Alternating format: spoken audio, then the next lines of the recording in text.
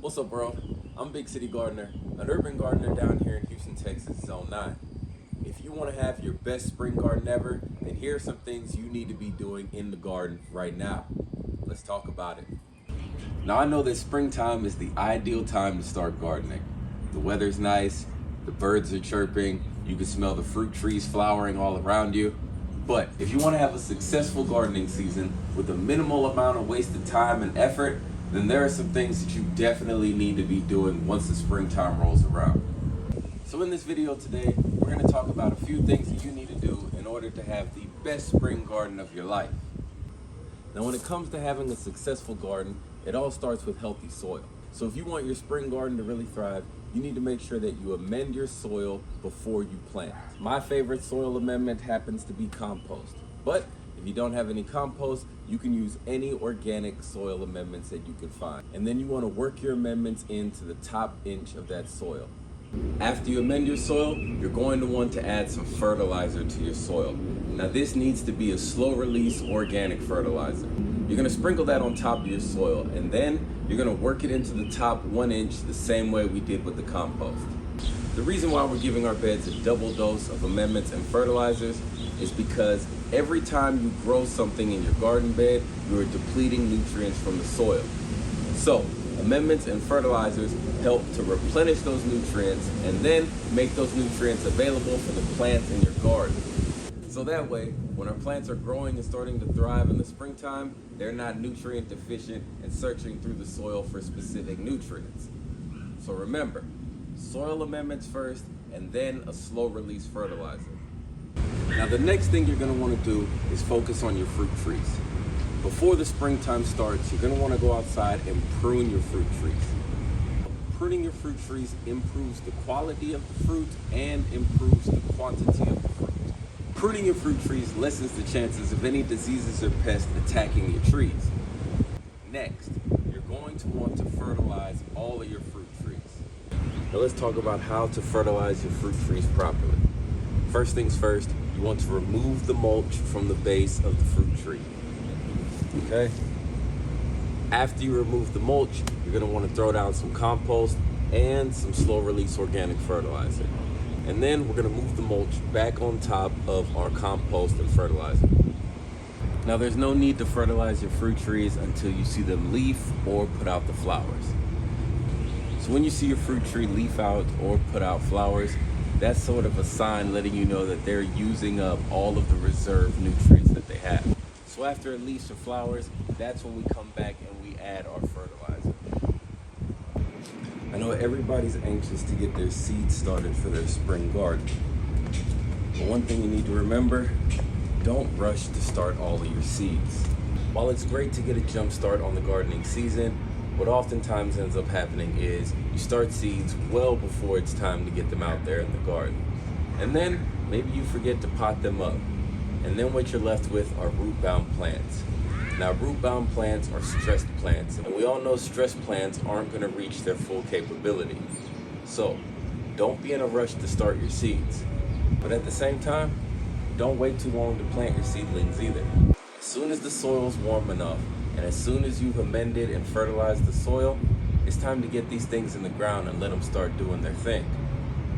One way to make sure you stay on top of this is to have a plan for your garden. Can't stress enough how important it is to have a plan. Having a plan will let you know when you need to start seeds and what seeds you need to start. It'll let you know when you need to transplant things out into the garden and when you can expect your harvest. While it's cool to just go out and do your thing and enjoy your garden however you want, after you've done that for a season or two, it's time to lock in and get a plan for your garden. Number 4. Now it's time to deal with our perennials. Springtime is the ideal time to get outside and divide your perennials. If we leave our perennials in one spot and we don't divide the roots, what can end up happening is the production will slow down over the years. So if you want your perennials to keep showing off in the garden, make sure to divide them once every few years. Number 5. Everybody knows I'm a big fan of these Vego raised bed gardens. If you plan on starting any raised bed gardens this year, then and the springtime is when you need to use all of those yard scraps that you've been saving since the fall. So one way that you can have your best raised bed garden this spring is to make sure that over the fall and winter, you're saving all of your grass clippings, your branches, your logs, your tree trimmings, anything like that. And then you're gonna fill the bottom third to bottom half of these raised beds with that organic material. Now, as that organic material breaks down, it will in turn feed the soil that we put on top. Now, you hear people telling you that that's a bad idea, but don't listen to them. Listen to me. Now, number 6, what I think is the most important tip when it comes to having a successful garden, and that is to make sure that you have mulch. You want to mulch everything in your garden. Now, you want to make sure that your mulch is organic, and if you want to get bonus points on the test, you want to make sure that you're using local hardwood mulch. Now, some of the benefits of using mulch in the garden are it helps retain moisture, it helps suppress weeds, and since it's organic, as the mulch ages and breaks down, it feeds our soil. And you know I'm all about that soil health. Number 6, look out for the pollinators. Instead of just filling your garden full of vegetables, let's plant some variety. Let's add flowers. And let's make sure that we're not just planting annual flowers like sunflowers or zinnias. Make sure that we're also planting our native flowering perennials. Native plants are always going to be better for pollinators than annuals. And that's a fact. So, next time you head to the nursery, before you make it to the vegetable section, stop off, grab some herbs, and grab some perennials. Some native perennials at that. Number 7 is to make sure you check your drip irrigation lines. I usually only use my irrigation system in the late spring and all throughout the summer. When the fall and winter come around, I can cut off the irrigation system and just water by hand. Since I haven't run this system in months, you want to make sure you check it before you plant all of your seedlings and transplants into your garden. There's nothing worse than planting your transplants and finding out, oh no, I have a problem with one of these pipes.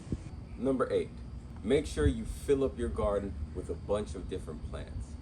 I already mentioned adding flowers, but let's not forget about planting herbs. Row cropping and only growing limited types of plants in your garden can lead to a lack of biodiversity. A lack of biodiversity is bad for many different reasons. If we were only to plant 1 or 2 types of plants in the garden, we would have problems with our soil and problems with our pollinators. By having a biodiverse garden full of different plants that flower at different times, you'll make sure that you are feeding your pollinators throughout the gardening season. Not to mention, you'll also give your soil a break. If we're only growing 1 or 2 types of plants in our garden, those plants are constantly extracting the same nutrients from the soil. And if we're not on top of it by amending our soil and giving it more organic matter, we're gonna end up with depleted soil. Now, we could keep going and give you more things to focus on to have the best spring garden ever, but I think that's enough for this first video. So we're gonna end it right here.